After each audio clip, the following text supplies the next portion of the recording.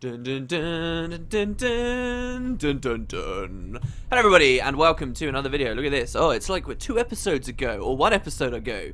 So we're in the Crystal Mines, but we're going to be totally leaving the no. So we're going to be doing the Crystal Mines today, guys. Hey, I hope everybody's doing well. It is currently 20 past 12 in the middle of the night, which is cool. That's a fine time to record a video. I can't think of a better time to record a video. I haven't played too far ahead in the Crystal Mines, but I do know what's coming up, at least for the next little while. A few things have happened off screen. I'd love to show you guys, because these, I feel clean and wonderful at these moments. We dropped a bunch of stuff off. We're actually not lugging that giant cannon around right now, just because Ticker's going to need like 2 levels before he's even really using it and stuff. So, basically, I cleaned everyone's inventories out. So, this is how Santa's looking. I decided to keep Wilson with us, just in case that crazy Easter egg does exist. And mostly he's just got a bunch of staves. Look at this. There's 4 different staves. This one here is the Shaman staff, and you guys actually have not seen this before. A rune-covered staff pulsating with a poison green gem attached to its tip. You can sense a great power in it. So this is an interesting weapon with the Earthbound effect on it, which means that poison spells deal 20% more damage. And the special effect indeed is a poison bolt, so you don't even need to be an Earth Mage to use it very well. Kind of interesting, to be honest to you guys, because I feel like this really complements that attritive mage playstyle if you did go deep into earth magic. Like, there is no equivalent for, like, fire and air as far as I'm aware, and this really brings it up, that style of magic, as long as you get this weapon, which is a cool idea. Now, where did we get this, I hear you asking? Wooden potatoes, where did this come from? This was a very small thing that I had forgotten to collect in the sewers, and I will show this to you guys now. So here is the hamlet of Stormbreach just above us right now. If we drop 1 floor down, here's the sewers, and can you see the waters, like all the channels, just the big open areas we were generally walking around? Look at this little bit here. Can you see this? There's actually an area where the water goes down 2 levels, and all you have to do is drop down. There's no secret buttons, there's nothing. It's just on the floor in there, and then you climb the ladder, and then you climb another ladder, and you're back out of the water. So it was literally just there right under our noses. I just never grabbed it. It's not super important. Santa and I don't even think we'll be using it, but for completion's sake, I wanted to get that off screen, and there you go. Another thing to point out is that since we were in the sewers again, all the fishies respawn, so check it out. We've got a bunch more silver roaches. This is wonderful. And indeed, we could actually equip an experience pendant onto Jonker now, and eating just a few of these, we could level him up. I'm not super keen on that right now, though, so we will leave him at 14 instead of bumping him to 15, because this could be quite a long trek. This is basically, guys, if we're not looking at the castle, this is like the last... This is like the final dungeon of the game. This is like the optional dungeon, right? The kind of difficult to get to in one of the most remote areas of the game. Very interesting assets and stuff here. So we want our food there, and then we'll look at what we've got left over for feeding Jonker after that. Anyway, his inventory is fairly clean. That etherweed there's annoying me. I thought everything had sorted out. Well, what did you do past me? I thought everything was all super sorted out.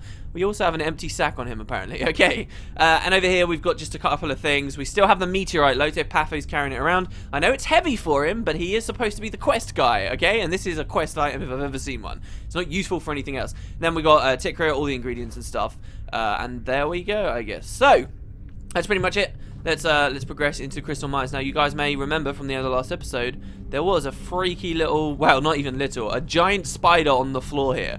There you go. Which I constantly, as I'm running around the mine, see these, and I think they're pickups, and I try and click them, and then I always get just a little bit weirded out when it starts scurrying around. I'm like, what the hell is that?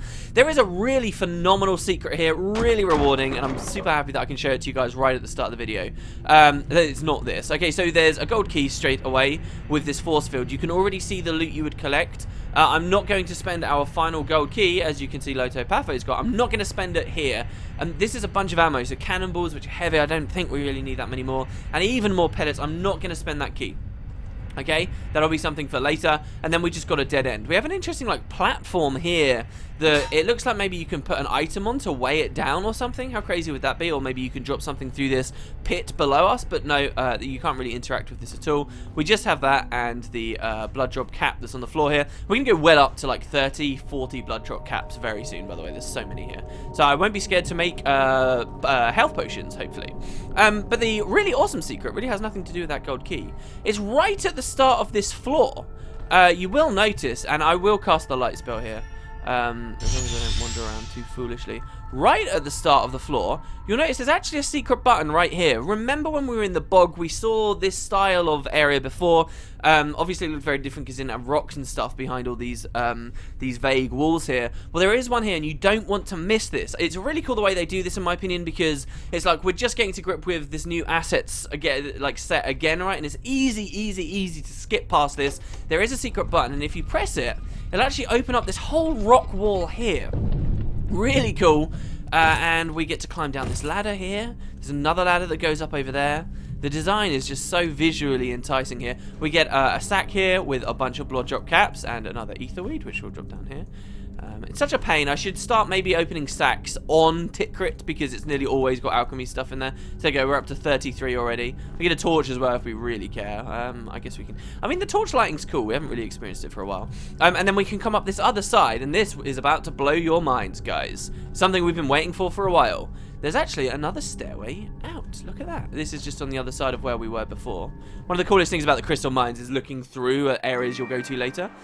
We can come up here, we get secret found. Guys, we're outside again. There's a save crystal here. So we can save pretty easily for the crystal mines now. There's a bunch of loot and stuff on the floor. There's some kind of like barred off gate and rock wall behind there. You press this button, it opens both together. Look at this, we're back outside.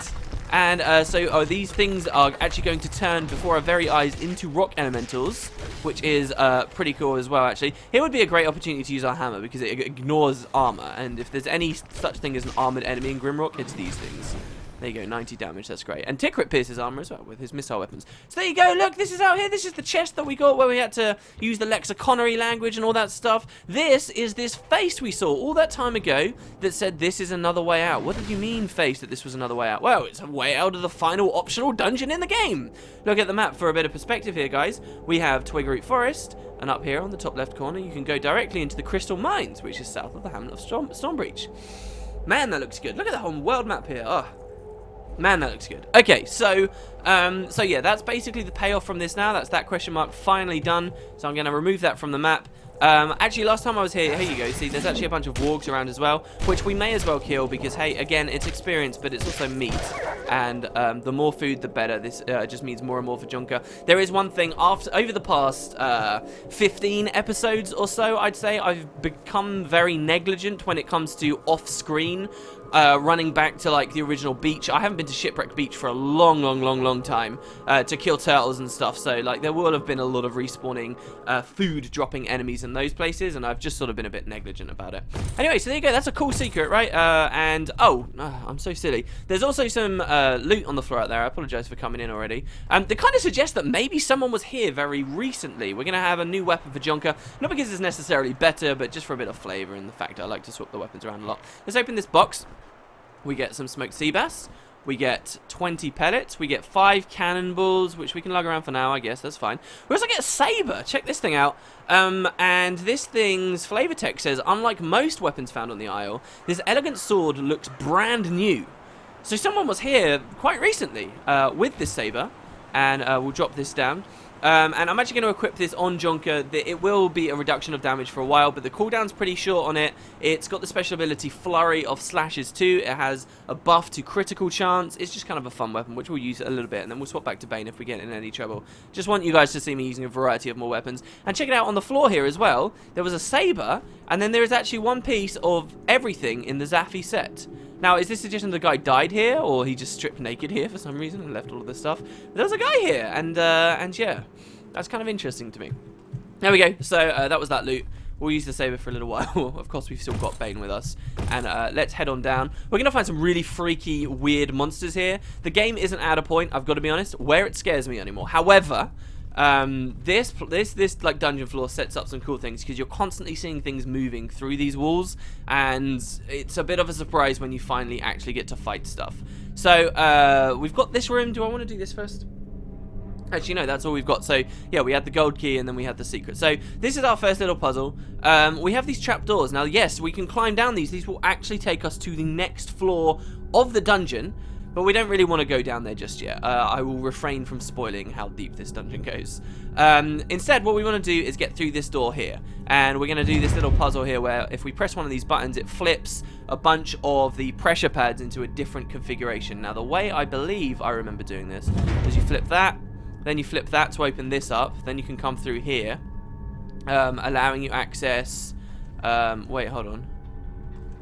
Yeah, so here we go, sorry. Allowing you access to this lever, which opens the door we want, but closes this, which is kind of annoying. But then we can come around here, and you'll see we have access to these two. We can press this, and then we're pretty much golden. Everything's up except that one there, but that's fine. Unless there's some, like, bonus secret to do with pressing this button, which, as yet, is the only one we haven't pressed. I think that's just the way you end up doing the puzzle. Oh my god, I just suddenly got struck by, like, serious hunger. You know how you feel when you wake up in the morning, and everyone's like, you need to eat breakfast to be happy about the day? And you never want to eat breakfast because you feel kind of bloated, and then you have like a moment at like 10 o'clock. Let's say you got like up at 7, and then like 10, maybe half 10, all of a sudden it hits you, and you're like, oh my god, I'm hungry. Yeah, I just had that while recording with you guys, so here you go, nice little insight for you there.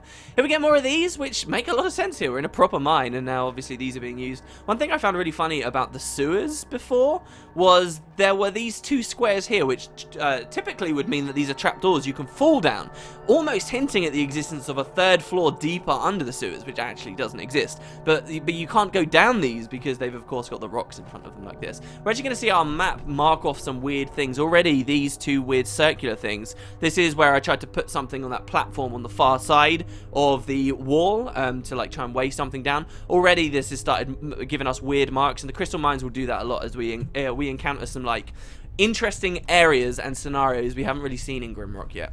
Like, oh, I don't know, over there, a giant abyssal pit in the distance, which I guess we'll deal with in just a second. So, really what we want to do is get through this door, but we need a key. So that's goal number 1, probably what I'm aiming to do for this video. So somehow we're already 12 minutes in, and I feel like we're only just setting our foot into the entrance. Here we've got some Falcon Skyer. I'll sort that out in a second. Lots of crates to break, and you always want to break them, even though they pretty much, as far as I can see, don't really drop at stuff. We get a left, we get a right. We're going to take the right first. Oh, are we going to take the right first? Oh, is this room?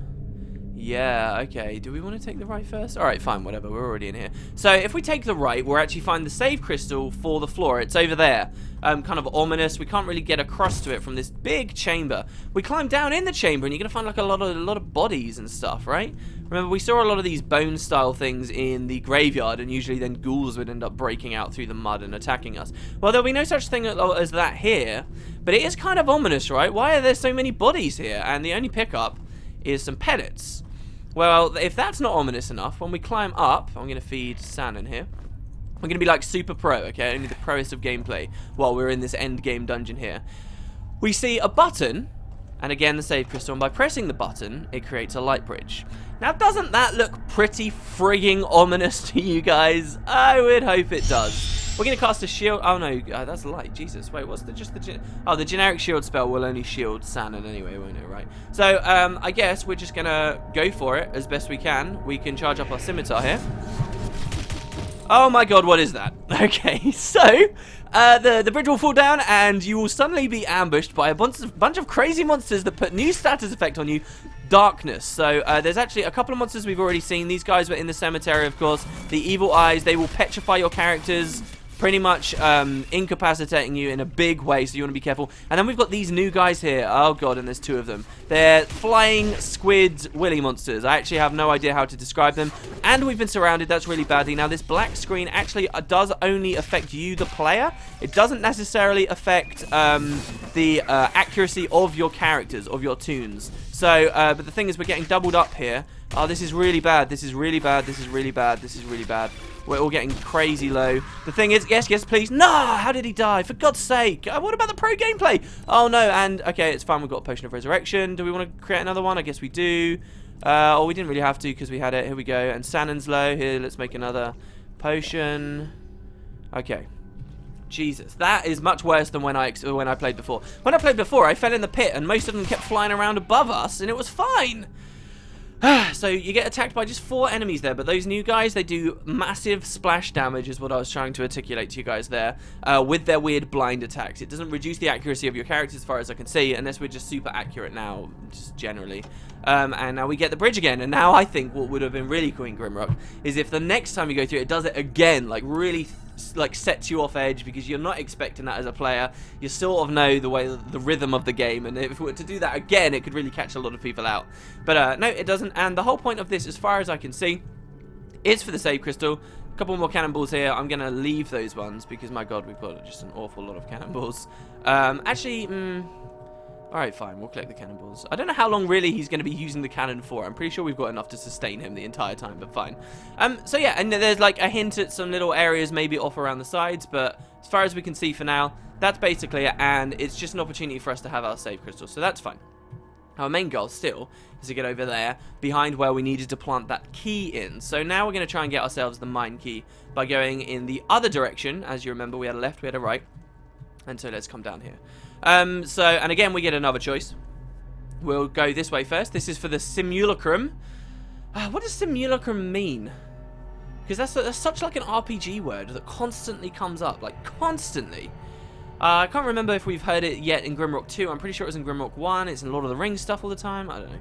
Alright, so basically we get a really cool puzzle here. We get a room on the left, which has got a bunch of like force fields and doorways and just weird stuff which we can sort of wander into, but there's nothing we can interact with. And then we get another room over here with a bunch of blocks which we can push around and, I don't know, just generally be odd with. On the far side of this room, we can press a button, and by pressing this button, we reposition the location of all of these blocks. So if we do something weird, like, I don't know, push all of these blocks against this wall here, okay?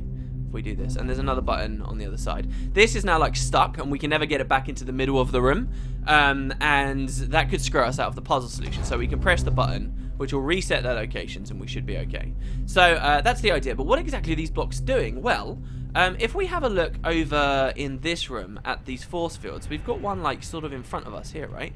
If we come and push this block down and then down again and then turn around, you'll notice this force field's moved. That's right, each of these blocks represents one of those force fields in that room. And it is our job to move the blocks in such a way that we can freely move around in this room, which actually isn't that hard, guys. So what we want to do really is, the first thing I did when I tried to solve this puzzle was, and I don't know whether this is particularly intelligent or not, and I think I did it this way. What I did was I just moved the blocks diagonally like this. Yeah, so we can move like this, and then we can push this up there, and then we can push that back across like so. Basically, I had them like this, so they were diagonally through the room. And then, okay, and now we just need to get out, so we'll do this, and then we'll move that back around. And from here, I got a really good understanding of exactly where I could move the different force fields and which ones were in my way. And you'll notice one specific thing we do have to bear in mind with this puzzle is this block always is against this wall and can never be pushed out away from this wall. And so you can never move this off here. It has to be positioned here somewhere. And the same goes for this block here. These two, however, can go basically anywhere you want them to. So let's have a look at how that actually affects things. Well, this hasn't given us much freedom in the room, but it does reveal a couple of things. It reveals that the blocks are one for one matching up. There's no like weird reversing or anything. And the main thing that's actually really positive is this force field is actually like in a corner that we couldn't walk in anyway. So that's actually a really good position for us. This is the one that is currently in the way. And so what we want to do is move this as best we can. So we're going to come down. And this would be the one that was in the correct place, but this was in the way. So actually we're going to push this along over here, and then we're going to push that along over there as well. And indeed, this one as well. Why don't we just push that against that wall and see what happens? And now we have these all over here. Oh, I've messed up. Oh my god, how the hell did that happen? Did I mess up? Yeah, I did. So we can actually get most of the way in the room, and you'll notice that there's a button on that wall there, but we cannot get it. How did I mess that up? That's so annoying. I guess they should have all been shifted along. So, that's fine though. This is sort of the way you would deal with the puzzle. So that's still in a good position. That's fine. And what we're going to want to do then, instead, is have all of these against this wall, and that's fine. But instead, we'll just push that along down there. Maybe this one's not even in a bad position. I guess I'm just working this out on the fly now. I actually think there's multiple solutions to this puzzle, because it's about to get a little bit more complicated too. So try that. Now we've got two here, which is fine. We got that, which is fine. We got this, which is not fine. It's now blocking us off to the button. But if we were to move it across on the right, we'd be okay, right? Well, I can tell you that we don't actually want to move it across on the right. Instead, how about we just push it down 1? And now have a look. Ah, well, look, you know, we can kind of worm our way through. We can keep worming our way. We can move around this. Excellent. Now we can see a spider on the other side. We saw a spider a long time ago in the game, didn't we, guys? We haven't actually fought any, though. Hello, friends. Well, hopefully that thing won't break through. And now let's press the button. Ah, and this has done something. What this has done is dropped a couple of gates down and lifted some other ones up. And so now our only route back out is over there. And you'll notice that this door that was in that corner we originally thought was safe is now no longer safe. You see? So this is a bit of a problem for us. We need to be able to get back through. And once again, this solution is not the best one for us. Here you also find a lockpick on the floor. So we're going to grab this. Going to press the button again. This will free us, so we're not like totally stuck or anything. And now what do we want to do? Well, you want to assess quite carefully where you need access to. This is in the wrong place. But we cannot push it to the left because that will block us off. We cannot push it to where we're currently stood because that will block us off. We can't even push it to like this corner here because, again, that'll block us off. We've tried all of those positions before. Or can we? No. See, so we can actually have this block in this back corner and we'll be totally fine. So let's try that. So we'll come along. It's easy to identify which block it is that we want. It's this one here. So we'll push this like this. Push this like this.